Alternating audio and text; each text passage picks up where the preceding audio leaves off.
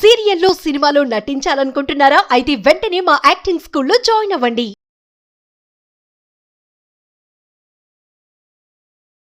నమస్తే రమ్మగారు. నమస్తే జయ. రమ్మగారు, మనము ఇతర దేశాల కథలు చెప్పుకుంటూ ఉంటాం. ఉమ్. అట్లాంటిది ఏదైనా ఒక కథ చెప్తారా? చైనా కథ చెప్తా.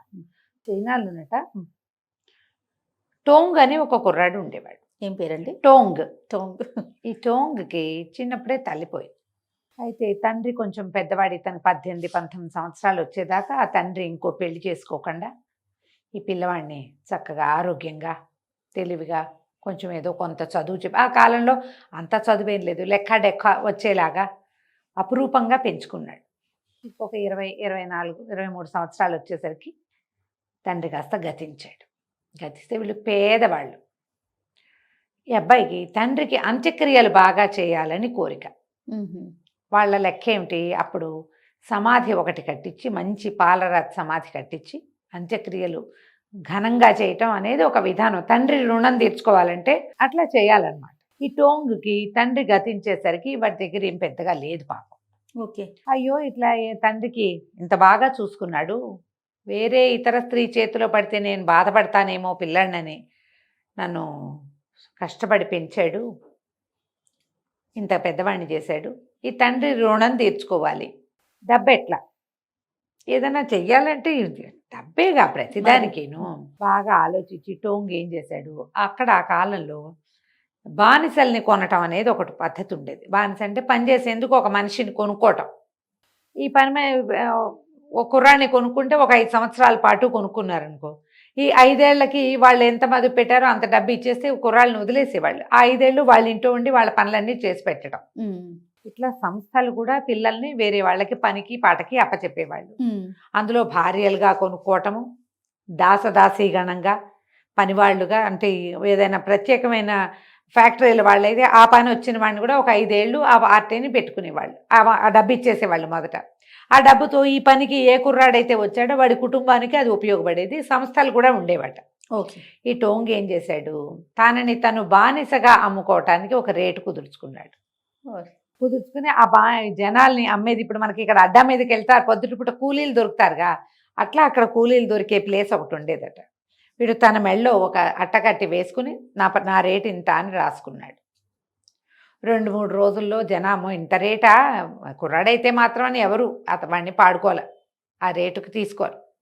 కానీ ఒక వ్యవసాయదారుడు చూసి, కుర్రాడు గట్టిగా ఉన్నాడు, ఏమిటా నాయన ఇన్ని డబ్బులు ఎందుకురా, ఏమైనా ఇంట్లో పెళ్ళా, మీ చెల్లికి పెళ్ళా, మీ అమ్మగా ఇదే అనారోగ్యమా కనుక్కున్నాడు. కనుక్కుంటే కుర్రాడు ఏం చెప్పంటే, కాదండి మా నాన్న చనిపోయాడు, నేను సింపుల్గా సమాధి చేయించి ఆయనకి మంచి సమాధి కట్టి అంత్యక్రియలు విశేషంగా చేయాలని నా కోరిక, మా నాన్న రుణం తీర్చుకోవాలి, అందుకని ఈ డబ్బు కావాలి నాకు అన్నాడు. ఆయనకి కారణం కూడా నచ్చింది. సరే కుర్రాడు పని చేస్తాడు. 10 సంవత్సరాల పాటు వాళ్ళ ఇంట్లో పనిచేయటానికి పెద్ద అమౌంట్ ఆయన ఇచ్చాడు కుర్రాడికి. ఇక జీతం గీతమే ఉండదు, అన్నం పెడతారు వాళ్ళే. ఓకే. వాళ్ళ ఇంట్లో ఉండి పనిచేయటం, ఆ జీతం ముందే తీసేసుకుంటాం. ఇదేం పెద్ద ఇప్పుడు కూడా జరుగుతున్నాయి అట్లా. అంతే. అడ్వాన్స్ మొత్తం డబ్బు ఇచ్చేస్తారు. ఆ డబ్బు తీసుకుని టోంగు ఆయనకు ఒక సమయం చెప్పి, సరే తన ఊరెళ్ళి మరి నాన్నకి అంత్యక్రియలు అది విశేషంగా చేసి, ఏదో ఇంతమందికి భోజనం పెట్టడం అలాంటివి కూడా ఉంటాయి, అవన్నీ చేసి తండ్రికి ఒక మంచి సమాధి కట్టించి, కొద్దిగా 4 రూపాయలు మిగిలితే దాన్ని దాచిపెట్టుకుని పనిలో చేరాడు. ఇక నాకు ఖర్చు ఏముంది, మా నాన్న లేడు, నేను ఇక్కడే అన్నం తింటా ఎట్లాగూ. ఇక మంచి పనిమంతుడు వాడు, పైగా తనకి అవసరంలో సహాయపడి అందరూ ఇచ్చే రేటు కంటే ఒక 100 ఎన్నెలో ఎంతో ఎక్కువే ఇచ్చిన ఈ వ్యవసాయదారుడి పట్ల వాడి కృతజ్ఞత కూడా ఉంది టోంగ్కి. దాంతో చక్కగా వ్యవసాయం పనిచేసేవాడు, వాళ్ళ ఇంట్లో పనులు చేసి పెట్టేవాడు. వాళ్ళు కూడా వీడికి 4 పూట్ల తిండి పెట్టేవాళ్ళు. తిండి, ఏడాదికి 2 జతల బట్టలు, అక్కడే వెచ్చగా పడుకోవడానికి ఏదో ఒక ఆసరా. వాళ్ళ ఇంట్లోనే పంచలో పడుకుంటారు, మగపిల్లలకి ఏముంది, అలా ఉండేవాడు. వీడు చేరాక వాళ్ళకి వ్యవసాయం కూడా బాగా వృద్ధి అయింది. గొడ్డు గోద ఏవో కూడా పెట్టుకున్నారు వాళ్ళు, అట్లాంటివే పాలకి దానికి గుర్రాలు అవి పెంచారు, ఆ పనులన్నీ చేసేవాడు. 2 ఏళ్ళు ఏమో తిరిగింది. 1 సంవత్సరం, ఈ 2 ఏళ్ళ తర్వాత మంచి ముమ్మరం మీద వ్యవసాయ పనులు ఉండగా ఈ టోంగుకి విపరీతమైన జ్వరం వచ్చింది. మంచాన్ని పడిపోయాడు. వీడికి ఆలనా పాలనా చూసేవాళ్ళు ఎవరుంటారు, ఆ ఇంట్లో వాళ్ళు. వాడు వస్తే వేళకి అన్నం పెడతారు, వీడి జ్వరం వస్తే వీడి దగ్గర కూర్చుని మందేయటము, వీడికి వేడి వెచ్చ చూడడము, ఓ జావో ఇంకోటో ఏదైనా తినబుద్ధి కావట్లేదంటే ఇంకో ఉసిరికాయ ఏటో నిమ్మకాయ ఏటో ఇంట్లో వాళ్ళు చూసుకుంటారు కానీ ఎవరి దగ్గర పనికుంటే వాళ్ళు ఎందుకు చూస్తారు, ఏదో వైద్యం చేయించారు అంతే. అవును అవును. వాడు దిక్కు లేకుండా పడున్నాడు ఆ పంచలో. అయితే ఒకనాటి మధ్యాహ్నం వాడికి తెలిసింది ఎవరో ఒక మెత్తటి చెయ్యి ఉన్న ఆడమనిషి తన పక్కన కూర్చుంది. వీడు తల నిమురుతోంది, తలకాయ విపరీతమైన నొప్పి, తల నిమురుతూ ఉంది. ఆ మెత్తగా హాయిగా చల్లటి ఆ స్పర్శ వాడికి చాలా సంతోషాన్ని ఇచ్చింది.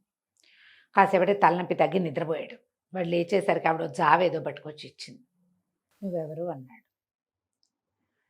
ఎవరోలే, నువ్వు ఇట్ట పడున్నావని నీకు సహాయం చేయటానికి వచ్చానంతే. లీ ఆ అమ్మాయి పేరు. ఆ లీ తప్ప ఇంకేమీ లేదు, వేరే పనులు వేరేవేం చెప్పాల. ఆ అమ్మాయి చక్కగా అందంగా ఉండేది, సామాన్యమైన వీడి చింకి గుడ్డలు, ఆవిడ కూడా చింకి గుడ్డలే, కానీ ముక్కు మూతి బాగుండేవి, ప్రశాంతంగా ఉండేది, దబదబా చేసేది కదా, అన్ని పనులు నిదానంగా చేసి పెట్టేది. రెండో పూటకి వీడికి ఓపిక వచ్చి దండం పెట్టాడు. నువ్వు బతికి వచ్చావు, లేకపోతే నేను చచ్చిపోయేవాడిని ఆహారం లేక ఈ తలనొప్పితోటి అంటే ఆమె ఏమనలా, నేను నీతో ఉంటాను, నువ్వేం కంగారు పడకని చెప్పింది. ఇక అతని పనులకి సహాయం ఈ అమ్మాయి.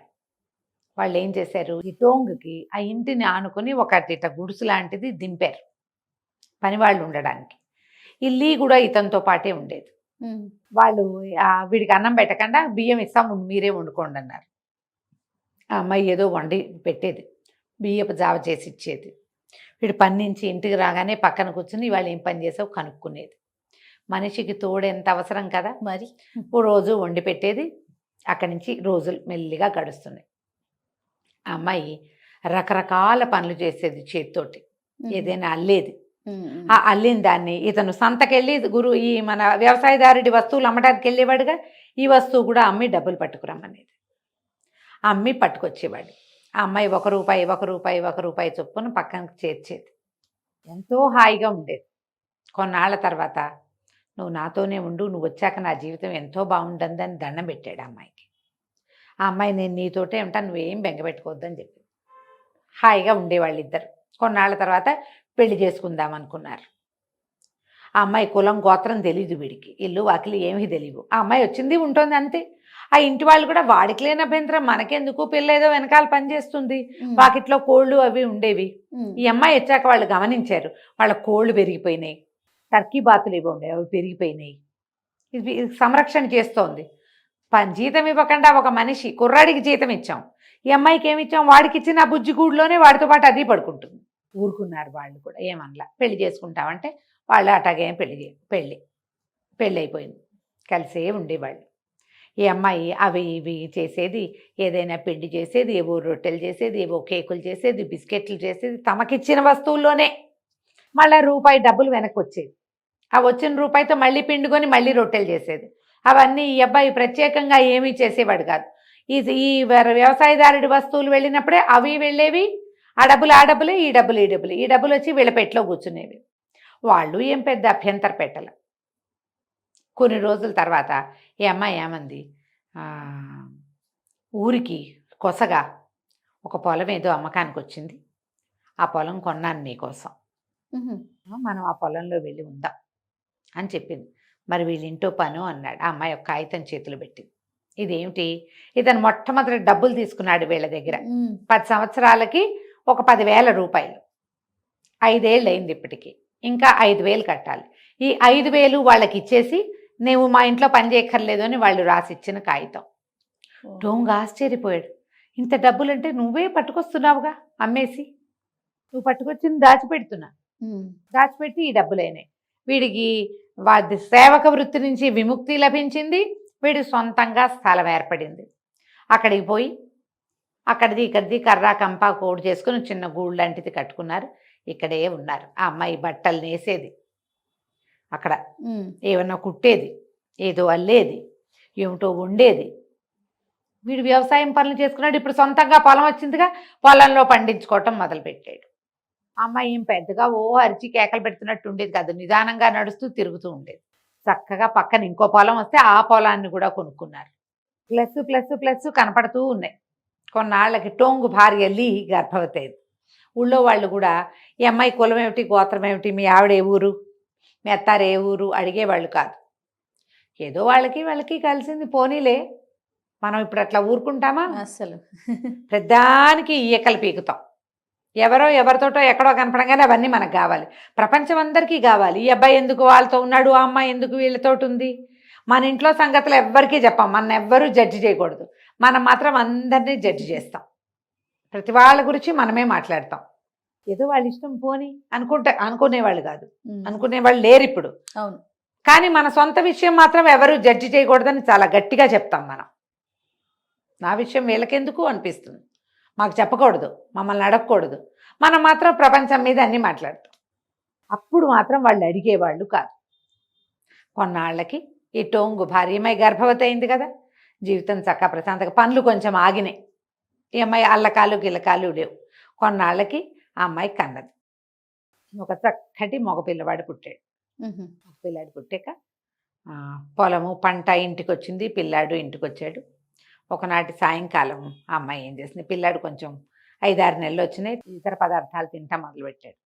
పిల్లాడిని ఎత్తి ఇతని చేతిలో పెట్టి, నువ్వు నన్ను ఎప్పుడూ అడగలేదు, నేను ఎక్కడి నుంచి వచ్చానో నీకు తెలియదు, మా అమ్మ నాన్న ఎవరో తెలియదు, నువ్వు అడగలేదు, ఈ ఊరు వాళ్ళు కూడా ఎవరు నన్ను అడగల. నేను నీకు సహాయంగా ఉండటానికి వచ్చాను.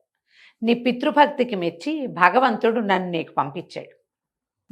వాడు ఎలా చింకి గుడ్డలు కట్టుకుని ఉన్నాడో ఆ అమ్మాయి కూడా అలాగే ఉండేది. వాడు కొంచెం బెటర్ అయ్యాడు, ఆ అమ్మాయి బెటర్ అయింది. నీ పితృభక్తి వల్ల నీకు సహాయం చేయటానికి నన్ను భగవంతుడే పంపించాడు, దేవదూత ఆ అమ్మాయి. అయితే నీకు తోడుగా ఉండడానికి నీకు ఎవరు లేరు, తోడుగా ఉండటానికి ఒక కుమారుణ్ణి నీకు అప్పచెప్తున్నాను. ఈ పిల్లవాడిని పెంచుకో, వీడే నీకు ఇంకా తోడు. నీ పొలము, నీ ఇల్లు వాకిలి నీకు ఏర్పడ్డాయి, నువ్వు సంతోషంగా జీవించు, నీ పితృభక్తికి భగవంతుడు మెచ్చి నీకు ఈ అవకాశం ఇచ్చాడు అని చెప్పింది. సంధ్య వెలుగుల్లో ఆ అమ్మాయి మాయమైపోవటాన్ని అతను చూశాడు. తల్లి అవసరం లేని చంటి పిల్లాడి తన చేతిలో ఉన్నాడు. దేవుడికి దండం పెట్టుకున్నాడు. తర్వాత ఇతను ఇంకా పెళ్లి చేసుకున్నాడో, పిల్లల్ని కన్నాడో, గొడ్డు గోదా పెంచుకున్నాడో, పిల్లాడికి పెళ్లి చేశాడో, అదంతా చెప్పరు ఆ కథలో.